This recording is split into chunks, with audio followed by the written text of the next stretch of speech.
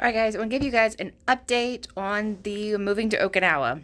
So, Sunday morning, we left the Evansville uh, airport. I think our flight left like at 6 a.m.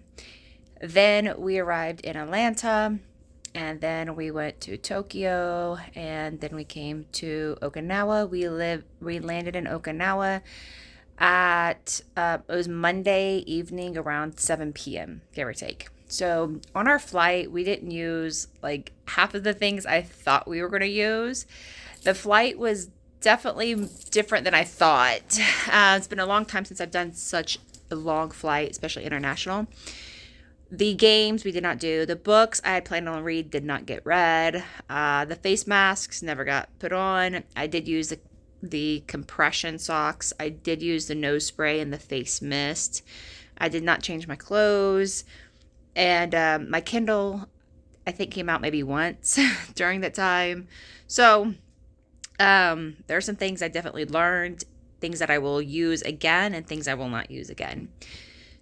Then once we landed, we came straight to our hotel, checked in. We were all pretty much wiped out at that point. We came to bed at 10 p.m.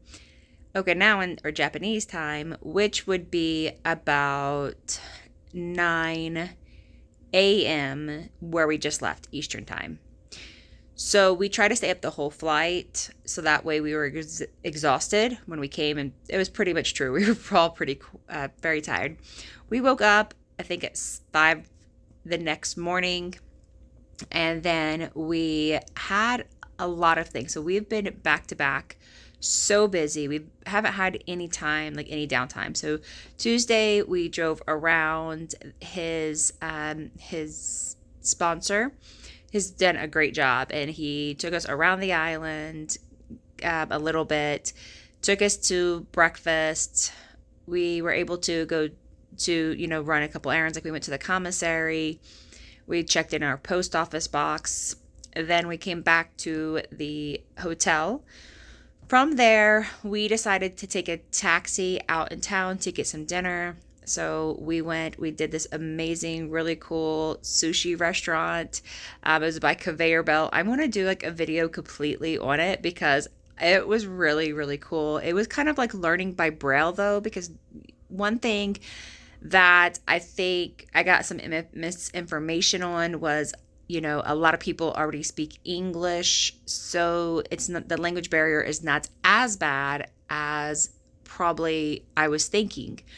However, that's only true if you're on base. What I have learned is if you're out in town, just be thankful if they speak a little English, like basic stuff like help you with finding something. A lot of it is pointing, trying to speak Japanese, and praying that they understand. So praying that I understand, I guess, would be the best part. But everybody we've come in contact is just very, very nice to us, very patient with our inability to speak. And so that's been really nice. So the conveyor belt was definitely learning by braille. We didn't know what the heck we were doing. We were guessing along the way. We figured it out. It all worked out. It was a really great experience. We came back to the hotel. We were so tired. So we had to take a test yesterday. So Tuesday night we were trying to study. We were just so exhausted. We went to bed at like 7:30. Like we all just passed out at 7:30. Unfortunately, that meant I was awake at 1, wide awake. Couldn't sleep. I tossed and turned, and I decided to get up. I think at 3:30. I ended up going to take a bath because I didn't want to be loud. I was trying to be quiet, trying to let Ian and Zoe sleep, but I guess that didn't work out because they were up at 3. So then we just all got up like at 4:30 a.m. and we started getting ready for the day. We had to leave at 6 a.m. to go to a newcomer's brief that's held on the base. Now, this newcomer's brief is for everybody with the sofa that's attached to like the base. So that's going to be active duty. That was for civilians like DOD and contractors. So basically, if you're here because of the base, then you go to that newcomer's brief. Now, here's something I did not know. So I had to take a test. So we're trying to get a driver's license. So the driving is very different here. I'm going to do a video to explain that later on. And so in order to be able to drive, you have to get a SOFA license. So that's basically an agreement between the military and the Japanese that we're a professional driver that's privileged to drive, but we have to take this test first. So I was thinking, like, we did a little study the night before, but I was thinking, okay, maybe we'll get some study in, a little information before the test. Nope. Scantron, like we check in, and after everybody checks in and it starts, here is the information, here's the test, take it. And so we bombed it. We did not study. So I figured that was going to happen. Now they do have like, just if you have to go to it, just let you know, they have like fruit and some like gluten muffins. I just ate some fruits, but if you go, that's what they're going to serve. So so I just kind of snacked on the fruit throughout, try to stay awake because I was also just really tired. And so we failed that. We had to go through some other information, basic information. And this is for the families. On this newcomer's brief, this is for the families. We got to, talk to the library, volunteer opportunities, got to learn a little bit about the base, got to learn a little bit about the Okinawan culture and the history. So it was very informative for the most part. It was a lot of videos. That's the Marine Corps, right? Military, lots of videos. But it was good. It was very informative. And then we got back to the hotel. Actually, we ended up, the sponsor ended up taking us to lunch with the other family that we checked in with. And so we decided to get ramen. Now, here is something, if you have restrictions in diet, I highly recommend that you have something written out, because again, they don't speak English. So when I'm trying to explain to them, hey, I can't, like, no pork, no pork, they may understand or they may not understand. So whenever we went, the ramen basically is all going to be pork based. So we ended up finding, my daughter and I, we ended up finding we got chicken, like fried chicken. It was really good. It wasn't fried chicken like KFC fried chicken, but it was more like almost like a barbecue on the grill and then air fried. Like, it didn't have breading on it. It was very good though. Oh, boom. Also, be careful because there's horse. Like at the ramen place, there was fried horse. So, no pig, no horse. Yes. So we were shocked. We had, actually, the reason we found that out is because we had the translator Google Lens and it was horse. So that was interesting. So, we found something. We got some eggs. We ate. It was not that big of an issue. But the eggs were freaking delicious. The eggs, they were hard-boiled eggs. They were fantastic. Hands down, fantastic. Now, with the Google Lens, we're trying to read the menu to see what's in the food. And sometimes it would come up like, the horse, pork, belly, stuff like that. Then you will also see things in there, like they don't actually describe what it is. It's like hot, spicy, delicious. And you're like, but what's in it? There's no description on what it is. And so this is where having a paper, I actually have a screenshot on my phone that says, please no pork. I have like a list of things, no and then it says something like, please get vegetarian or something like that.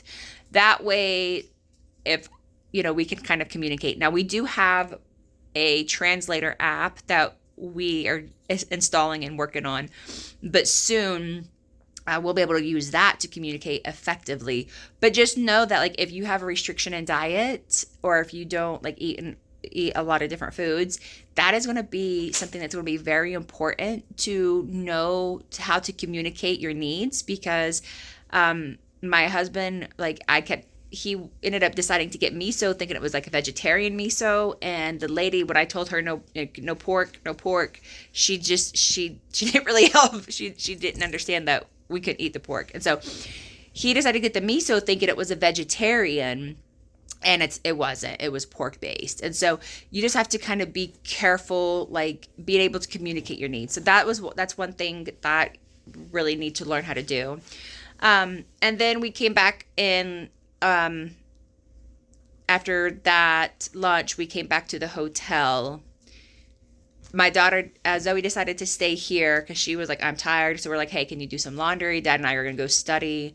We went back to, it seems like a lot of things are around the American Village. I tried to find like a coffee shop outside of American Village, but coffee is just really American, I guess. So it was very much in that area. And so you're going to find places like burgers and coffee, tacos and coffee, like sushi and coffee. Like it's cute and it's funny how like they have like these combos. Like normally like in America we wouldn't be like, hey, let's put coffee and burgers together, right? But you know what, it works. It really does. And so we went to a little downtown coffee shop. It was fantastic, absolutely wonderful. I ended up getting some whole beans from there. So we're at the commissary. We actually could not find coffee that was whole bean. I actually have a grinder. Yeah, we're little coffee snobs. But so there we were able to get it. They actually roast it on the island, which is pretty cool. But it was from Ethiopia coffee. So we did a little studying. I had an affogato. We had a latte. It was just really nice. It was right there on the beach, like right there on the water. So you get to see the beautiful ocean. It was really like really awesome place. I would definitely, actually Zoe and I are about to go back this morning. And then we ended up deciding to get some food because I was hungry, because at lunch I didn't really get full because I didn't want to keep asking for more food. It was already like difficult the way everything was. So we ended up getting a burger to go and take the cat taxi. Now the taxis are awesome. Okay, like I get so excited to see some of these older vehicles. They're so cute. Oh my gosh, I'm like, I want one of these. And then inside it's really cool because they like most of everyone that we've taken thus far, like they have like these really cute covers. Like they look homemade, like handmade, like little dollies, you know, like the little, remember grandmas used to have like little dollies that were like white and just delicate lacy look. Several of those have had like that on. It was just really cute. And again, they're not speaking a whole lot of English, and so if you're going, you know, it's a little barrier, so you have to kind of have an idea. Like I take screenshots of places I want to go, and then they take us there. Or I could say, you know, Shatan. So that's the place that they're going to drop us off. Or America Village. They'll drop us off like somewhere near there, and we'll just walk wherever, which is totally fine.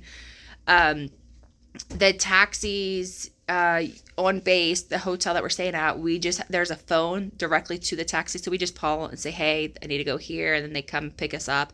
And then along the area, we are able to just find the taxis. They're just usually like in a line somewhere, and it will tell you if they have on or off base privileges. So that's really nice. I feel like the fare is very affordable for like like a 15-minute drive. It's about $10 to $12 US dollars. So everything is paid in yen. So it'd be like 1,600 yen, or, you know, 1,500 yen, something like that. So it's, I think, a very affordable fare. It's again, we're going to talk about the driving a completely different day, but that is what we have done so far. So today is Thursday. This is the first day that Zoe and I don't have to be anywhere. Ian has to go to his HR. They're going to be gone for the day. So Zoe and I are actually going to go and do a little exploring on our own. We're going to go get some coffee, some Japanese pancakes, and we're going to look for some clothes as well. So that's what we're going to get into. So I'm going to do, you know, I'll show you like a little video on what we get into, but I just thought I'd share. And I'm probably not going to be editing these videos because honestly, I don't have the time. I'm using my phone. Wi-Fi is a little limited at this moment, and I'd rather just get these videos out and explain things than being perfect. Like, they're just real, okay? So I will share some more videos and on this adventure. and go over more details. But I hope you guys have a fantastic day. And don't forget to like, subscribe, and follow so that way you are able to get the updated information and learn the Okinawan life and what it looks like from our point of view. Have a great day. Bye.